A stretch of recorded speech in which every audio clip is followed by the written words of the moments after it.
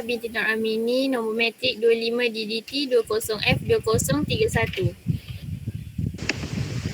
Nama saya Kamalia Ilhamia Sarah binti Kamal Arifin. Nombor matrik saya 25 DDT 20F2052. Rumah Aina sama pula dengan rumah saya. Background dia.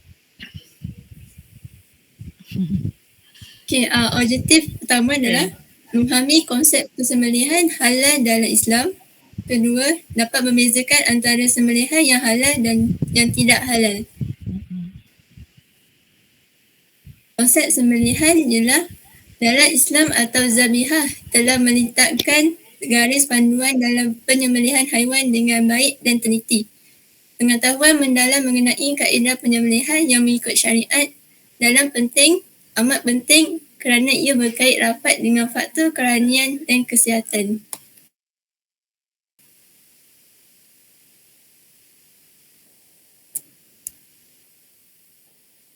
Maksud sembelihan.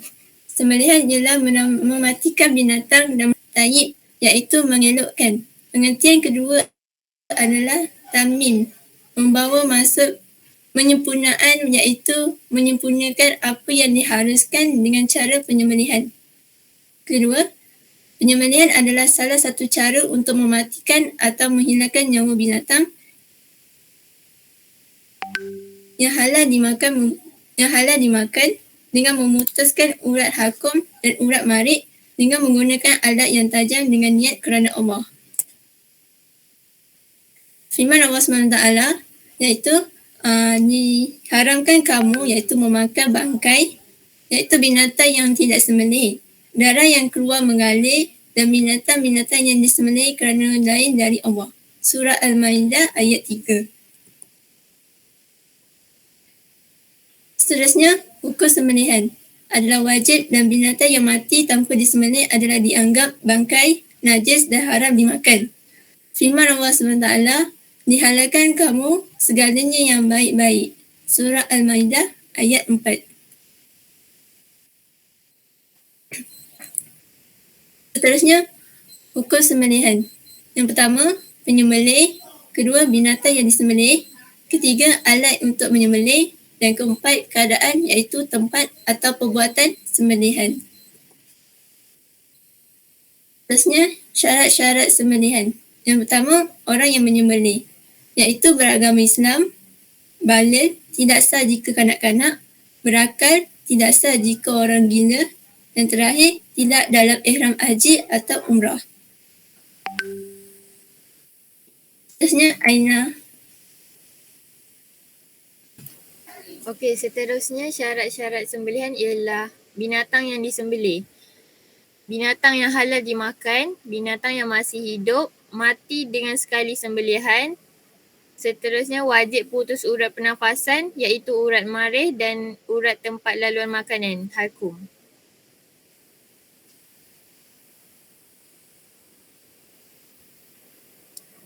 Yang ketiga ialah alat sembelihan.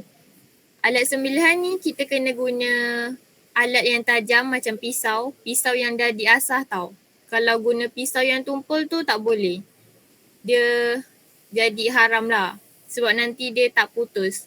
And then kita juga boleh guna besi atau logam, kayu, buluh, kaca, batu atau alat-alat lain yang ditajamkan. Mengharamkan menggunakan gigi, tulang dan kuku sebab benda tu dia tumpul.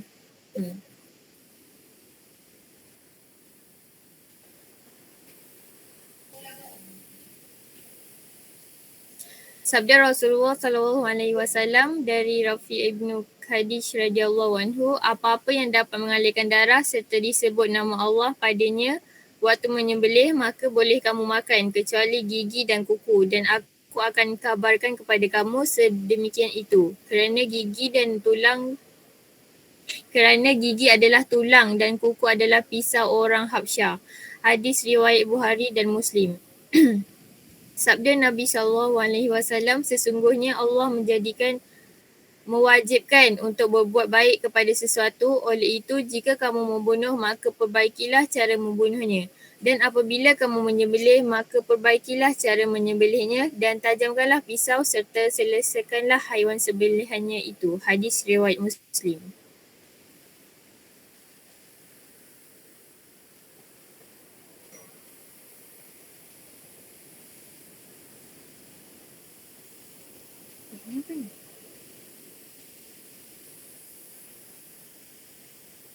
Ni apa Mai? Tak ada tajuk kat situ? Tak keluar Ni terus dia punya isi dia. isi dia. Hmm.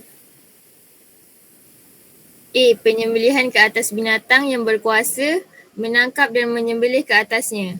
Wajib memutuskan dengan sempurna urat halkum dan urat marih. Halkum ialah tempat saluran pernafasan dan marih pula tempat saluran makan dan minum.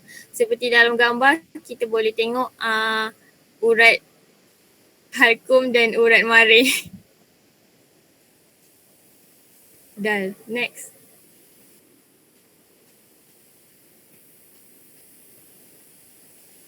B. Penyembelihan ke atas binatang yang tidak berkuasa ke atasnya. Binatang yang sukar ditangkap, buruan atau binatang yang tidak dapat disembelih pada lehernya seperti sembelihan biasa seperti binatang yang terjatuh ke dalam perigi dan sukar dikeluarkan. Memadai dengan melakukan mana-mana bahagian pada tubuhnya hingga mampu menyebabkan mati.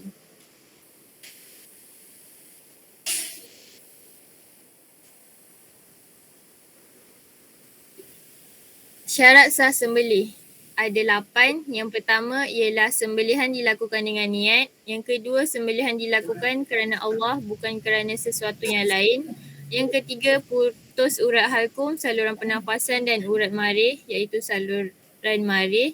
Yang keempat ialah binatang tersebut halal dimakan dan masih hidup. Yang kelima, binatang tersebut mati dengan sekali sembelihan.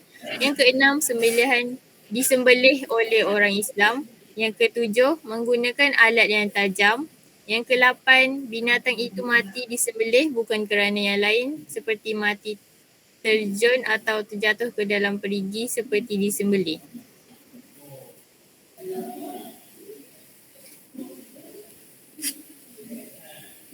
Seterusnya saya akan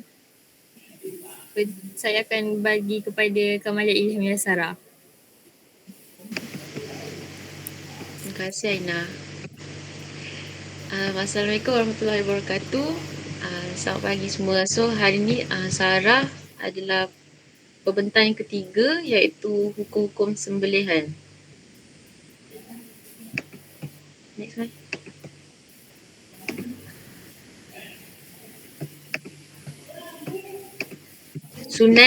Sunat sembelihan. Yang pertama adalah membaca bismillah. Yang kedua, berselawat ke atas Nabi. Yang ketiga, haiwan korban perlulah menghadap kiblat. Yang keempat adalah membaringkan binatang di rusuk kiri semasa menyembelih. Yang kelima, menyembelih di pangkal leher binatang. Sebab dekat leher ada urat merih dengan urat halkum kan. So dekat leher lah kena sembelih. Kemudian yang keenam, memutuskan kedua-dua urat yang terletak di kiri dan kanan leher supaya binatang cepat mati. Yang ketujuh, melakukan sembelihan pada waktu siang. 8, menggunakan alat sembelihan yang paling tajam macam Aina kata tadi.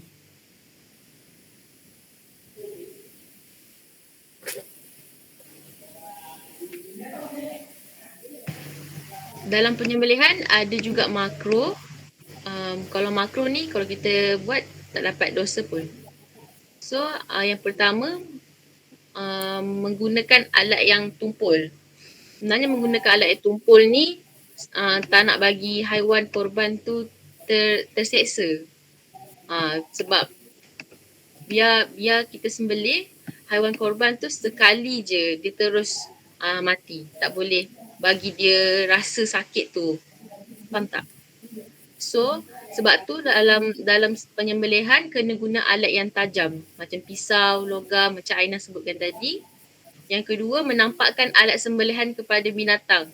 Yang ini pun makruh sembelihan sebab kalau kita tunjuk sembelihan depan haiwan yang lain yang belum lagi turn untuk dia disembelih, itu boleh jatuh hukum makruh lah sebab tak nak bagi haiwan tersebut rasa takut untuk disembelih. Kemudian yang ketiga, mematahkan leher binatang sebelum nyawanya hilang. Yang ini makruh sebab penyembelihan kita perlu sembelih urat, halkum dan merih sahaja. Kemudian tidak menyebut nama Allah, ini jatuh hukum makruh juga. Yang kelima, tidak menghalakan binatang ke arah kiblat. Yang keenam, melakukan sembelihan di hadapan binatang lain yang akan disembelih. Ini samalah dengan nombor 2 tadi. Next.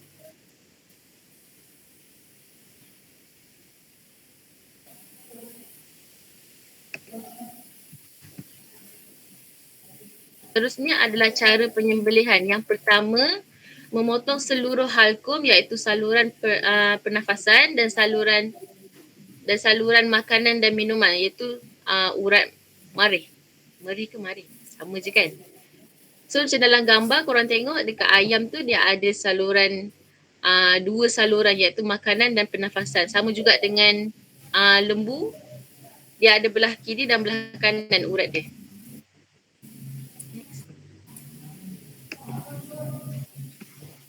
Cara penyembelihan yang kedua adalah niat untuk menyembelih ketika melakukan penyembelihan. Doa menyembelih haiwan korban ni, Bismillah, Wallahu Akbar, Allahumma taqabbal minni. Maksudnya dengan nama Allah dan Allah Maha Besar, ya Allah terimalah korban ini dariku. Seterusnya, yang ketiga,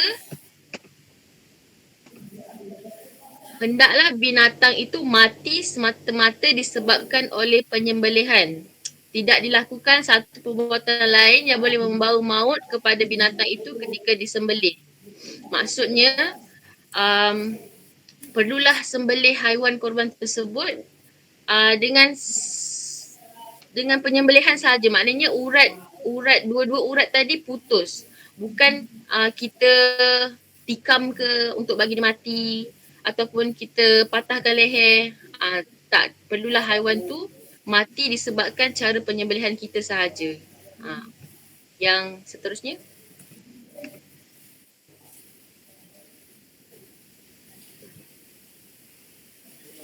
Seterusnya adalah hikmah sembelihan. Yang pertama, boleh mematikan binatang dengan cara yang cepat dan selamat. Yang kedua, dapat mengeluarkan darah dan membersihkan daging darinya bagi menghindari penyakit. Yang ketiga, memastikan daging bersih dan bermutu. Keempat, sebagai tanda penghormatan kepada makhluk-makhluk lain ciptaan Allah. Yang terakhir adalah membezakan antara daging halal dan haram.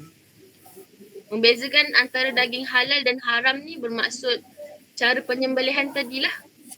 Kalau kita kita sembelih tapi dua-dua urat tak putus, itu dah jadi haram. Perlulah kita sembelih, putus kedua-dua urat dan daging tu barulah jadi halal untuk kita makan sebagai seorang Islam.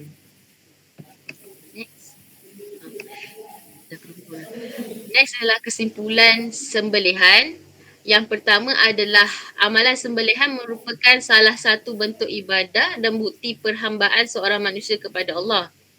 Yang kedua, kita hendaklah mempercepatkan sembelihan agar tidak menzalimi haiwan. Yang ketiga, haiwan yang halal disembelih dengan sempurna, memenuhi sunat sembelihan, menjadikan daging haiwan halal dan baik. Itulah yang diperintahkan oleh Allah kepada manusia.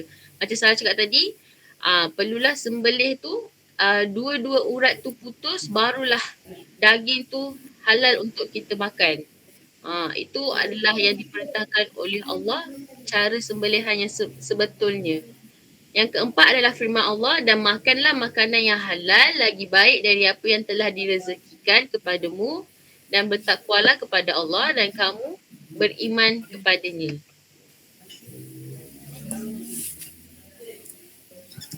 Itu sahaja daripada kami. Sekian, terima kasih. Okey, terima kasih kepada kumpulan yang pertama ni yang untuk pembentangan, satu pembentangan yang lengkap dan terbaik lah bagi saya sebab dia full package, semua ada daripada awal sampai ke akhir dan cara-cara penyembelihan.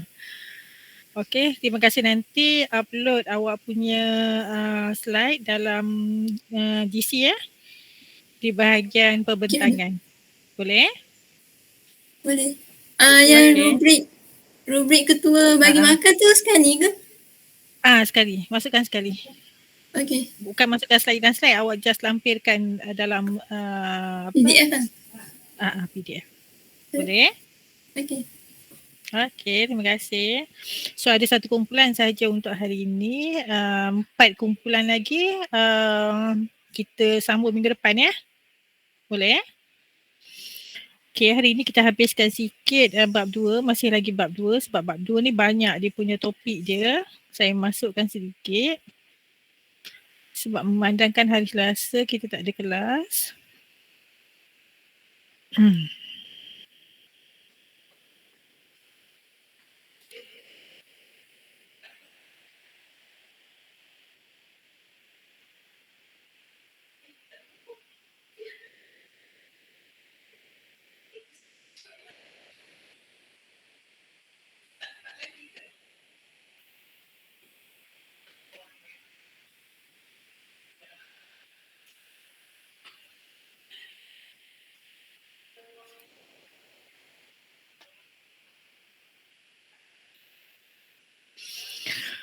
Okey, kita sambung sedikit dari bab 2. Bab 2 kita tahu ada ibadat, ilmu ibadat, muamalat, munakahat dan juga jenayah. So munakahat saya tak masuk lah sebab munakahat ni lagi banyak yang perlu kita perlu kita belajar. So saya masuk sedikit mengenai jenayat.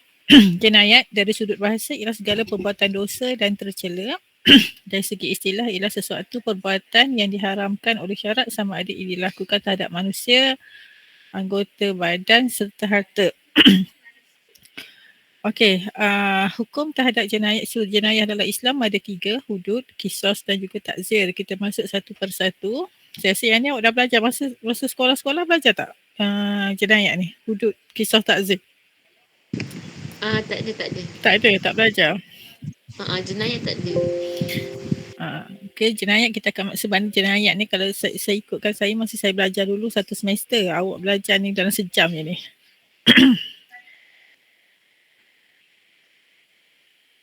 Okey, hudud. Apa dia hudud? Hudud bermaksud mencegah, menyekat halangan atau sempadan menurut istilah hukum tertentu terhadap perbuatan jahat dan kadar hukuman telah ditentukan oleh Allah di dalam Al-Quran. Maknanya hudud ni bukan sesuatu hukuman yang ditetapkan oleh pemerintah dan sebagainya. Hukuman tu dah ada dalam Al-Quran. Jadi kita tak boleh nak ubah ya. Hukum tersebut wajib dilaksanakan untuk menjaga hak Allah dan juga kepentingan awam. Apa dia hudud? Apa yang tergolong dalam hudud? Yang pertama zina. Yang kedua khazaf. Apa dia khazaf? Khazaf adalah tuduh zina. Kita menuduh orang melakukan zina.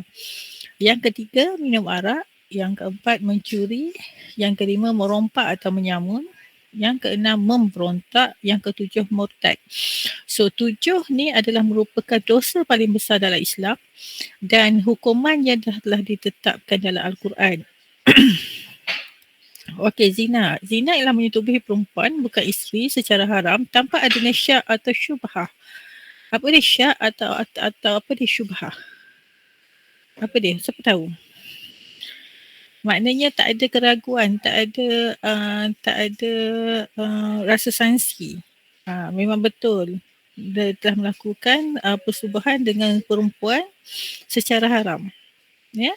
Hukum had zina direjam sampai mati bagi yang telah berkahwin. Yang belum berkahwin disebat 100 kali rotan. Ya. So ada 2 ya. 2 hukuman bagi yang berkahwin akan direjam sampai mati. Bagi yang belum berkahwin akan disebat 100 kali rotan. Okay, syarat had zina cukup umur, berakal, pilihan sendiri. Pilihan sendiri, bukan dipaksa, bukan khunsa. Khunsa ni apa dia khunsa? Khunsa ni dia ada dua alat kelamin. Dia ada yang lelaki punya, dia ada yang perempuan punya. Terbenar syafah ke dalam Swaraj, iaitu kalau ikutkan dalam kita punya fiqh Islam ni, memang betul dia melakukan persetubuhan. Ya, betul melakukan persetubuhan. Persetubuhan bukan syubhah, bukannya sangsi, bukannya ragu-ragu dan sebagainya. Faham haramnya zina. Dia tahu bahawa melakukan zina itu adalah satu perbuatan yang berdosa.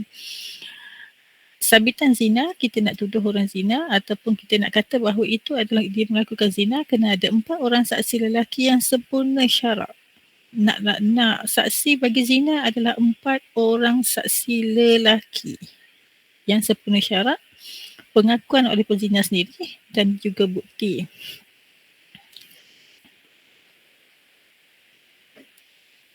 Qazaf, apa dia qazaf? Qazaf menurut bahasa adalah tuduhan. Menurut istilah ialah menuduh seseorang yang suci, sama ada lelaki atau perempuan, berzina tanpa ada 4 orang saksi lelaki.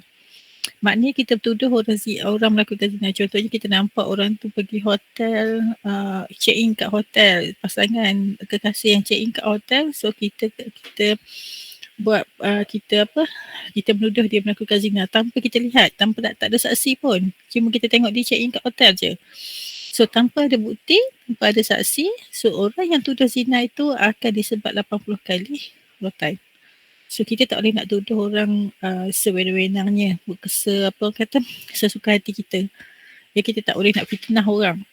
Ya, kalau kita tak ada saksi, tak ada bukti, kita tak boleh nak fitnah orang. Ya, sama ada betul dilakukan ataupun tidak, tanpa ada saksi kita tak boleh nak tuduh secara melulu lah. Yes, kalau kita tuduh orang, sebab zina ni adalah merupakan satu dosa yang paling besar. Sebab tu Islam sangat menitik beratkan pasal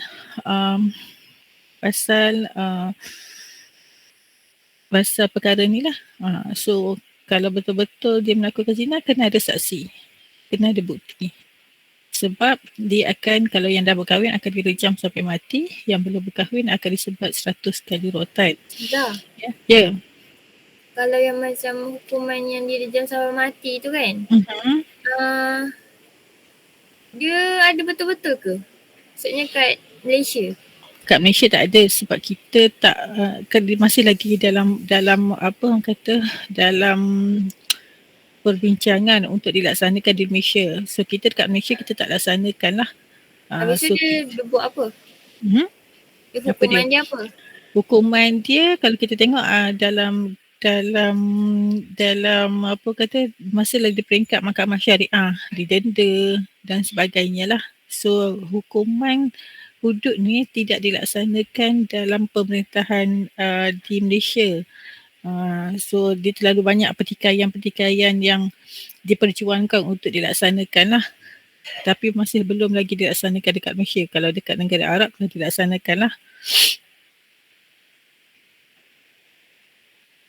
Tapi kalau hukuman dalam Islam, itulah hukuman yang sebenar yang perlu dilaksanakan. So, kalau kita tak laksanakan, jadi macam sekarang lah. Betul tak? Sekarang ni benda tu dah jadi macam satu fenomena, satu perkara yang norm, yang biasa. Kan macam Indo juga, nampak kalau kita tengok cerita-cerita Indo tu nampak macam alim sangat, tapi sosial dia teruk juga kan.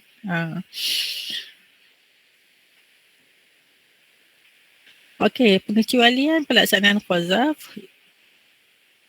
Qazaf tadi persaksian tidak akan diterima dari masa persaksiannya tidak akan diterima di masa akan datang. So kalau dituduh orang melakukan tuduh zina, selepas tu kalau dia buat tuduhan lagi, maknanya tidak akan diterima dia punya persaksian dia lah. Kalau dia saksi pun, dia menjadi saksi pun, dia tidak boleh menjadi seorang saksi.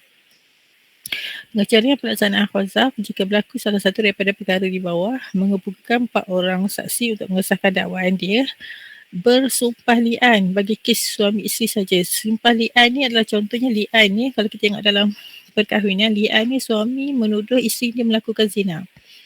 Ya, tanpa ada bukti, maka suami dia akan bersumpah. Ya, sumpah li'an ni maknanya dia kena bersumpah sebanyak 5 kali. Sumpah yang kelima dia akan melafazkan dilaknat oleh Allah sekiranya aku berdusta.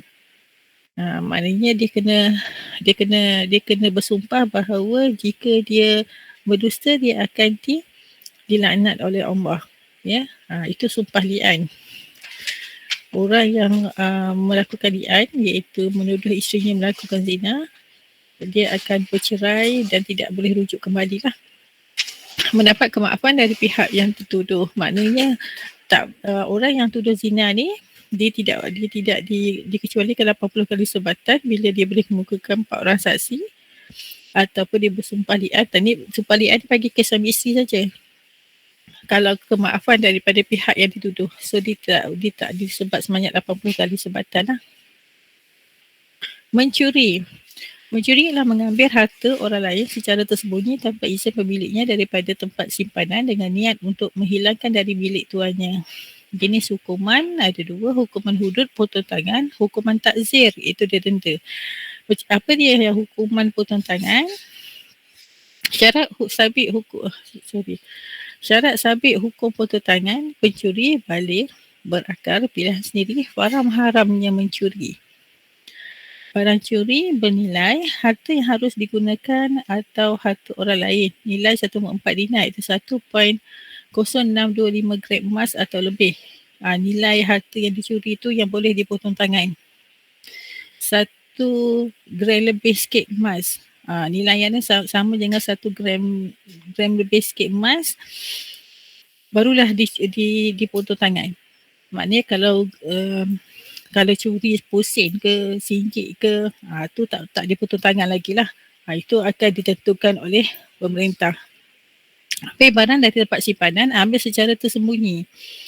Contohnya barang tu memang kita simpan. Memang tempat simpanan yang selamat. Bukannya letak je, tinggal je bawah buku ke, tinggal dekat pagar ke. Tak. Dia barang yang kaedah untuk potong tangan ni mestilah barang tu disimpan di tempat simpanan yang selamat dan diambil secara sembunyi. Okey, rompak atau samun tidakkah mengganggu laluan awam terang-terangan untuk menakutkan manusia atau merampas harta orang lain dengan paksaan. Hukuman rompak atau samun, bunuh mangsa saja iaitu hukuman bunuh, rampas dan bunuh mangsa, bunuh dan salib, rampas harta mangsa saja, potong tangan dan kaki secara berselang-seli. Okey, faham tak maksud dia ni? Bila orang rompak atau menyamun, kalau dia tak ambil barang tapi dia bunuh je. Tapi hukuman bila bunuh, bila kita dalam Islam, kisos, bila kita bunuh orang, so kita kena bunuh balik. Ya? So bunuh mangsa saja, dia akan menerima hukuman bunuh lah. Rampas dan bunuh mangsa. Yang mana dia dah rampas barang orang, dah samun rumah orang, lepas tu bunuh pula. So dalam Islam bunuh dan juga salib. Yang ketiga, rampas harta mangsa sahaja. Dia curi je lah, merompak, potong tangan. Maksudnya potong tangan dan kaki secara bersenseli ni apa maksudnya? Maknanya sekali dia rompak, potong tangan kanan. Dirompak sekali lagi, potong kaki kiri. Dirompak sekali lagi, potong tangan kiri. Dirompak sekali lagi, potong kaki kanan. So itu dikata secara berselang-seli.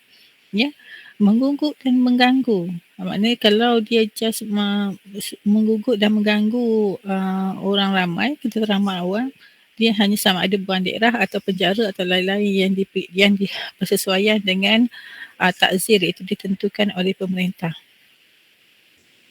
Memberontak. Yang kelima, memberontak hukumnya haram kerana Islam telah mewajibkan umatnya mentaati pemimpin. Ya, memberontak adalah haram. Kalau memberontak ni di mana kita boleh perangi dia balik lah. Ya, minum arak. Semua jenis minuman yang memabukkan sama ada dari buah tamar, gandum, anggur, nira, beras dan seumpamanya. Ya, minum arak.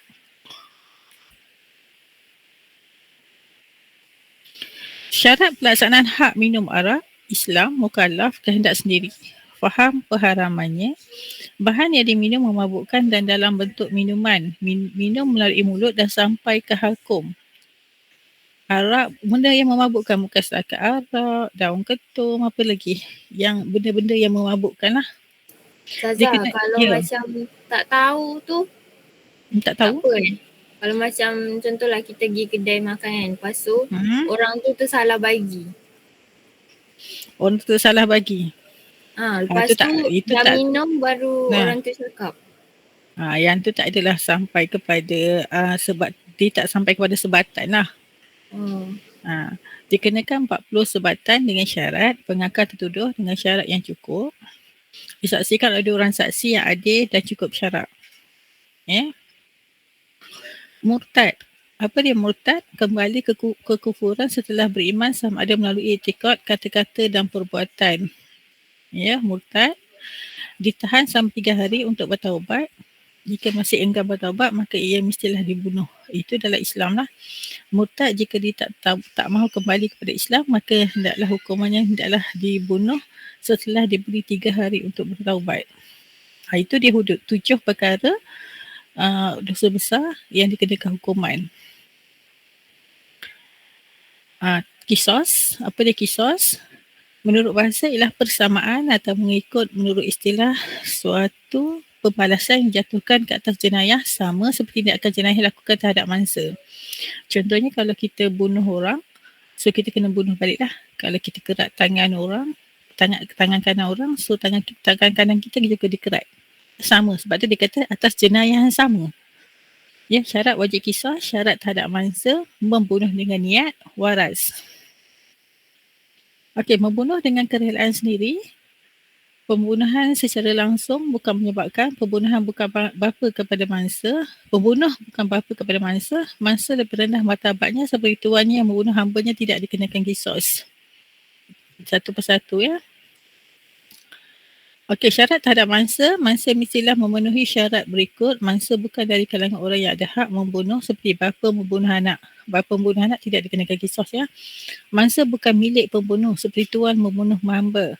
Mangsa terpelihara darahnya seperti muslim membunuh kafir harbi. Orang yang kita kafir ada dua, kafir harbi dan kafir zimmi. Kafir harbi adalah kafir yang duduk dalam negara Islam tapi dia sentiasa memberontak kepada orang Islam. Kafir zimmi adalah kafir yang hidup aman damai bersama orang-orang Islam.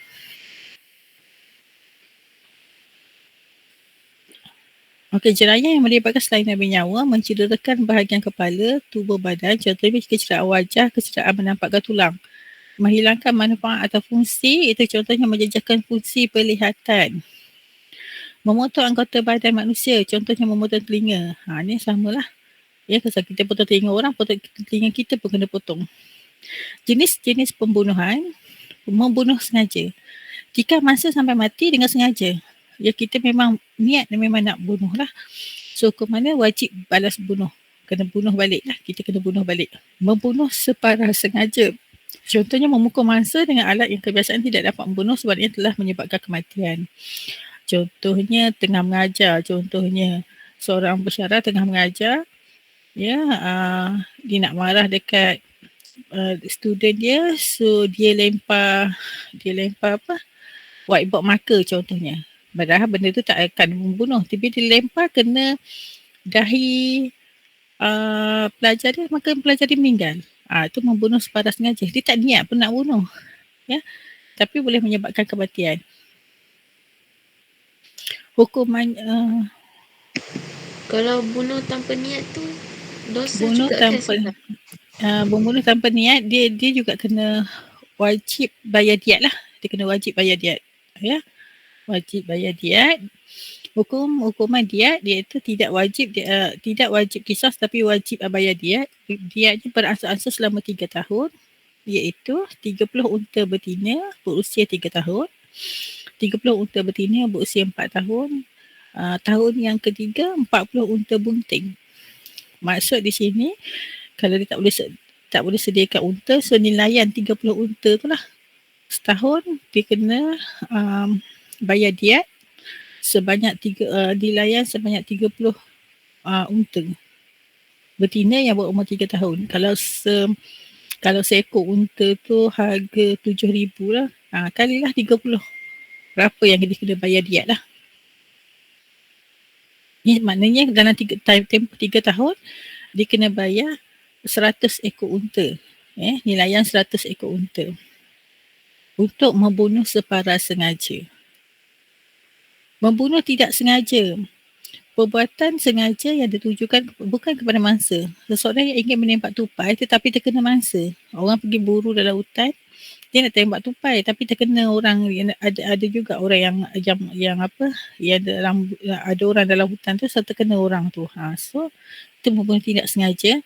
Perbuatan sengaja namun tersalah anggap. Contohnya seseorang yang menyangka anak kayu yang bergerak adalah pelanduk, lantas ditembaknya, namun apa yang didapati adalah manusia. So hukuman kesemua tidak wajib kisos dan diwajibkan membayar diat seperti diat pembunuhan separa sengaja, tetapi berbeza cara bayarannya. Yang tu dia lebih ringan lah, so diat ringan. Kita tengok apa diat ringan. Diat dan jenisnya satu hukuman sebagai ganti hukuman kisos dengan sebabnya halangan untuk hukuman kisos atau sesuatu sebab yang menggugurkan kisos terhadap pembunuh. Okey, diat berat tadi, pembunuhan sengaja atau separa sengaja 100 ekor unta. Pembunuhan tidak sengaja, dia iaitu 20 unta betina 1 tahun masuk 2 tahun, 20 unta betina 2 tahun masuk 3 tahun, 20 unta betina 3 tahun masuk 4 tahun, 20 unta betina 4 tahun masuk tahun apa ni? 20 unta jantan 2 tahun masuk 3 tahun. Ini kalau untuk pembunuhan tidak sengaja. Maknanya sama ada pembunuhan sengaja ke pembunuhan tidak sengaja ke, walaupun tidak dikenakan kisos bunuh balik, tetapi diat yang dikenakan adalah sangat berat. Walaupun diat ringan.